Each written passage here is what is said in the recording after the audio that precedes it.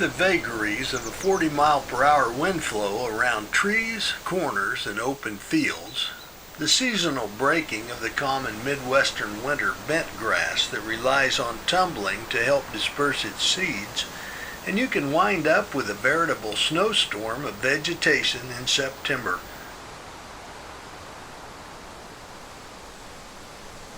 The light grass heads can blow and bounce in the slightest breezes, but they gather in troops during big blows. And when breezes funnel skyward, they carry the scatter bombs in impressive displays. It's a passage of fall.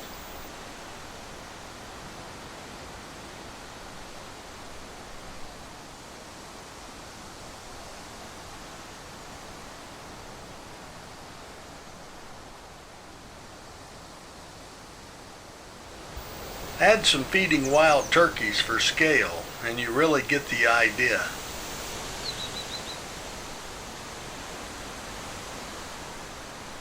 I'm Mike Blair in the Kansas Outdoors.